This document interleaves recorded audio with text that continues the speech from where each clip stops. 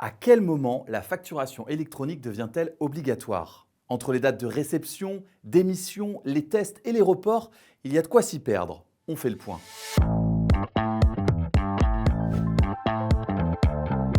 Commençons par les deux grandes échéances annoncées par la Direction générale des finances publiques. 1er septembre 2026, obligation pour toutes les entreprises de réceptionner les factures électroniques.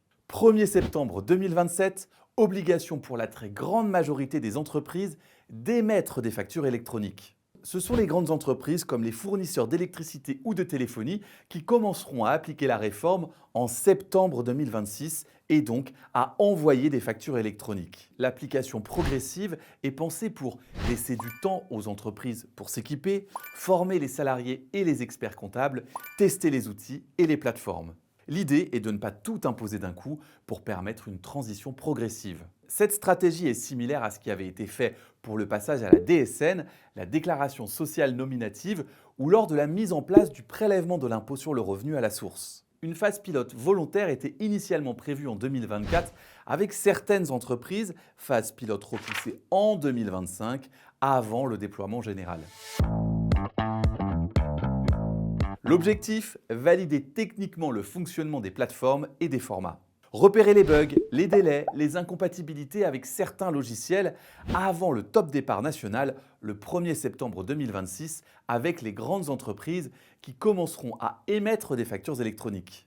Il faudra donc être prêt à réceptionner les factures électroniques dès septembre 2026. Pour les réceptionner, votre logiciel de gestion devra proposer une PA, une plateforme agréée connectée à l'administration fiscale. Un an plus tard, en septembre 2027, toutes les entreprises françaises assujetties à la TVA qui facturent d'autres entreprises françaises devront émettre des factures électroniques depuis leur logiciel de gestion. Là encore, le logiciel de gestion choisi devra proposer une PA, une plateforme agréée pour émettre des factures électroniques.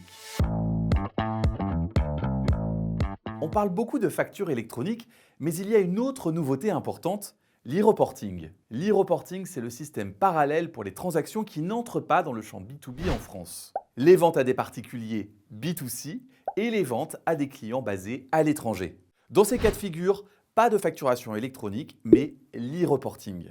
L'e-reporting, c'est la transmission périodique des données de transaction à l'administration fiscale.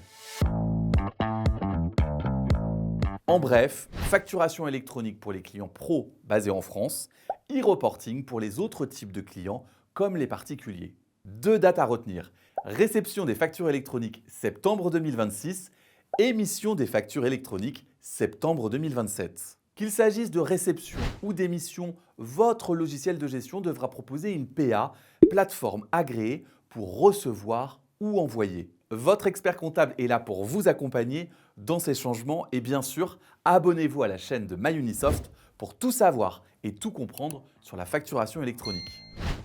Vous avez trouvé cette vidéo utile? Laissez un like. Des questions sur la facture électronique? Posez-les en commentaire.